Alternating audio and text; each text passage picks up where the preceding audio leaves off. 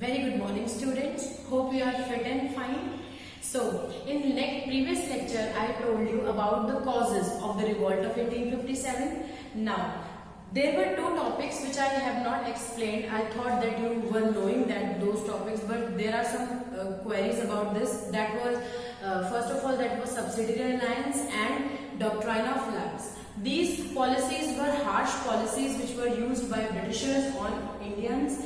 So students, first of all, subsidiary alliance. But subsidiary alliance was the policy between, first of all, this policy just explained that it was between British East India Company and the princely states. According to this policy, that the rulers, the kings, have to maintain British army in their territory. उनको British army अपनी territory को बचाने के लिए लगानी पड़ेगी और उस British army के लिए उनको क्या देने पड़ेंगे, पैसे देने पड़ेंगे, उसकी पेमेंट देनी पड़ेगी. अगर वो territory का जो राजा है उस पेमेंट को देने में सक्षम नहीं हो पाता है और उनको पेमेंट नहीं देता है तो उस टेरिटरी का कुछ हिस्सा ब्रिटिशर्स क्या कर लेंगे, एक्वायर कर लेंगे. बच्चे, this was the subsidiary policy which I have explained you in British the establishment of British empire in India, chapter number 2 history.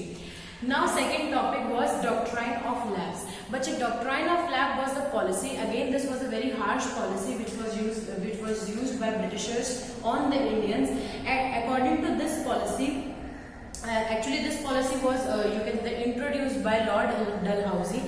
According to this policy, if the biological, अगर कोई ऐसा independent state है and if the biological, you can say that if the ruler dies and there is no biological heir as son is not present, then that territory will come under, that territory will directly come under the British Empire. For example, मैं समझाती हूँ, अगर एक राजा की किसी भी कारणवश मृत्यु हो जाती है और उसका अपना जो सन है, उसका अपना जो बेटा है वो नहीं होता या उसका कोई भी बायोलॉजिकल हायर नहीं होता, तो वो टेरिटरी किसके अंडर आ जाएगी, सीधा सीधा ब्रिटिश एम्पायर के अंडर आ जाएगी. इसी डॉक्ट्राइन ऑफ लैप्स की वजह से, जो मैंने आपको क्या कहते हैं डिफरेंट कॉजेज में बताया था, सातारा, झांसी, नागपुर, ये सारे इसी डॉक्ट्राइन ऑफ लैप्स की वजह से ब्रिटिशर्स ने हमसे क्या कर लिए थे, छीन लिए थे. और जो मैंने आपको बताया था, Awadh was taken over by Britishers with the policy of subsidiary alliance. So ये जो टॉपिक्स थे मैंने आपको कवर करने थे. स्टूडेंट्स, आज हम वो चीज टॉपिक कवर करेंगे जिन स्टेट्स, जिन टेरिटरीज ने, तब स्टेट्स तो अभी बने हैं, पहले ये टेरिटरीज के नाम से ही जाना जाता था, एरिया वाइज नाम जाना जाता था. तो उन जिन राजाओं ने रिवॉल्ट ऑफ 1857 की एक्चुअल में इंपॉर्टेंस समझी, जिन्होंने समझा कि अगर आज नहीं इनको निकाला तो ये कल को कितने सालों तक राज करने में और सक्षम हो जाएंगे, जिन्होंने एक्चुअल में समझा कि अगर हमने ब्रिटिशर्स को नहीं निकाला इंडिया से तो ये हमें पूरा खोखला बना देंगे, तो उन रूलर्स की मैं आज आपको बात बताऊंगी, उन रूलर्स का मैं आज आपको नाम बताऊंगी. तो बेसिकली रिवॉल्ट ऑफ 1857 का जो मेजर ड्रॉबैक जो रहा वो यही रहा कि इसके अंदर बहुत कम लोगों ने पार्टिसिपेट किया. सबसे पहले मैंने आपको इमीडिएट कॉजेज में बताया था कि सिपॉय, जो बेसिकली जो हमारे सिपाही थे, वहां से ये चीज शुरू हुई. तो सभी लोगों ने क्या सोचा कि ये सबने नहीं लड़ना, जो फार्मर्स है, जो छोटे छोटे आर्टिसंस है, उन सब ने इसमें पार्टिसिपेट किया ही नहीं. क्यों? क्योंकि ये बेसिकली सिपॉय म्यूटिनी एक्ट बन चुका था. सिपॉय, जहां पर सबसे ज्यादा सिपाही जो लड़ाई कर रहे थे, इंडिया को आजादी दिलाने के लिए क्या कर रहे थे, एक जंग लड़ रहे थे. बट जब तक सबका साथ नहीं होता तब तक वो काम होता नहीं है. दिस वाज, ये बहुत अच्छी बात बोली गई है, and that was the thing was that. और जब सबका साथ ना हो और जब जो साथ नहीं दे रहा वो हमारे से बगावत कर जाएगी, तो इस पर तो मतलब आप कभी जीत ही नहीं सकते वो जंग, ठीक है. और जंग जो है वो एक नहीं, बहुत सारे लोग जब लड़ते हैं तब जाके वो चीज क्या उस तक होती है, पॉसिबल हो पाती है. तो स्टूडेंट्स, ये थी एक छोटी सी इंट्रोडक्शन जो मैं आपको थोड़ी इंटरेस्टिंग सी क्रिएट करने में मैं आपको हेल्प कर रही हूँ, ठीक है. तो इसके बाद सीधे हम टॉपिक आते हैं स्प्रेड ऑफ द रिवॉल्ट. सबसे पहली बार जो ये रिवॉल्ट था 10 मई को मेरठ से शुरू हुआ था, जहां पर कुछ म्यूटिनर्स ने, कुछ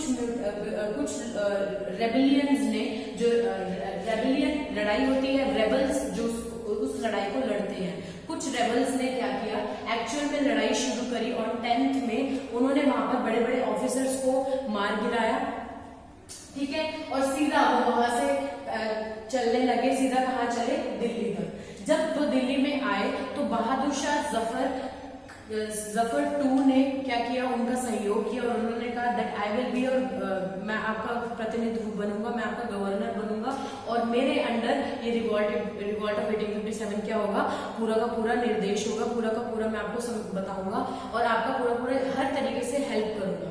सो इन दिल्ली बहादुर शाह जफर टू ने इस लेड किया रिवॉल्ट को।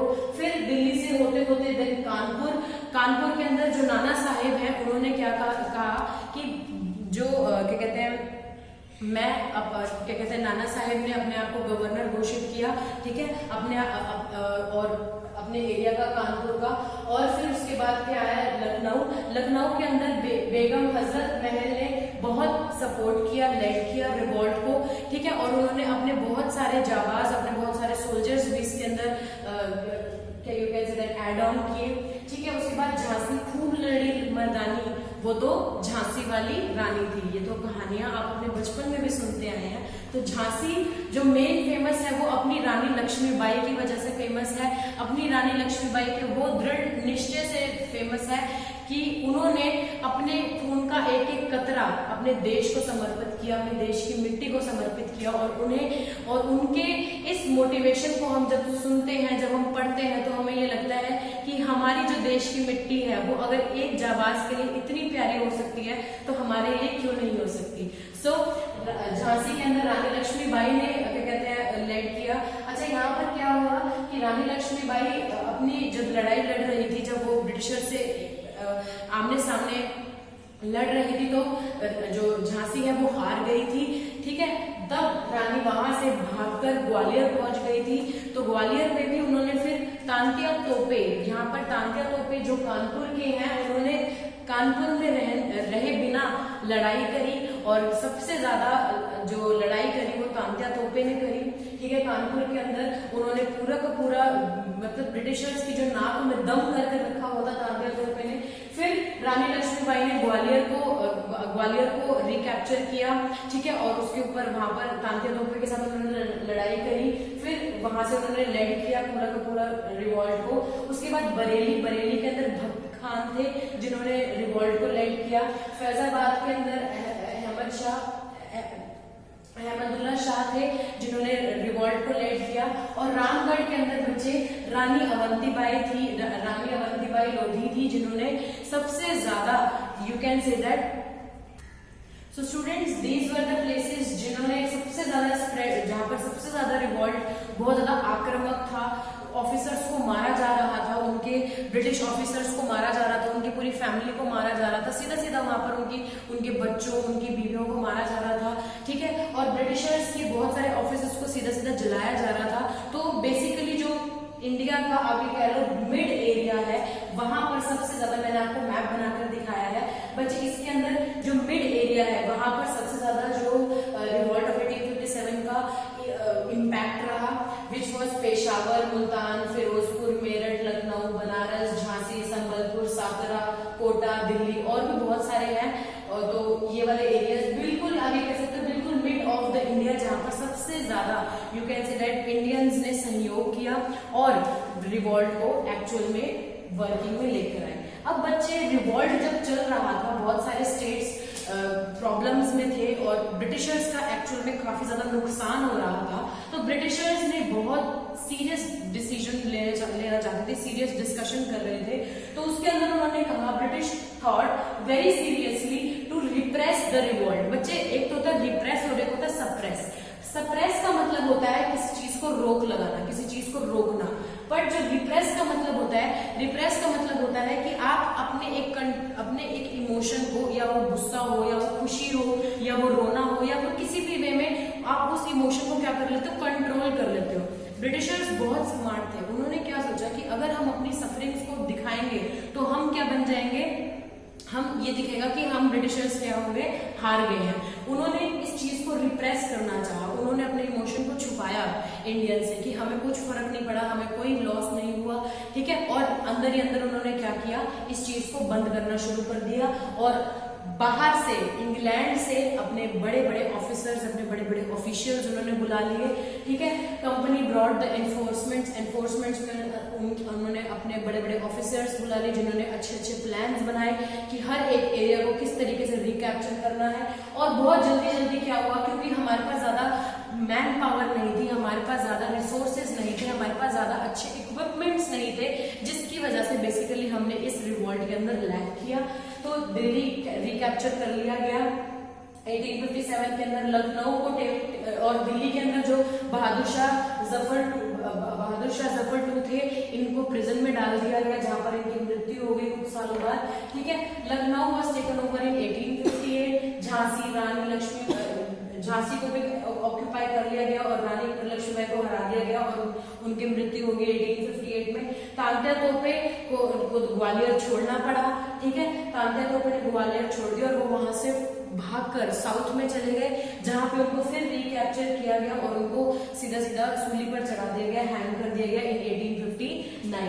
आफ्टर दैट जनरल हैवलॉक ने क्या किया, डिफीट कर दिया बहुत सारे रेबल्स को, जो इंडियन रेबल्स थे उनको डिफीट कर दिया कानपुर के अंदर। मतलब जनरल हैवलॉक ने कानपुर को भी रिऑक्यूपाई कर लिया। फिर उसके बाद धीरे धीरे बनारस, बरेली एंड ग्वालियर को रिकैप्चर ऐसे ही कर लिया गया।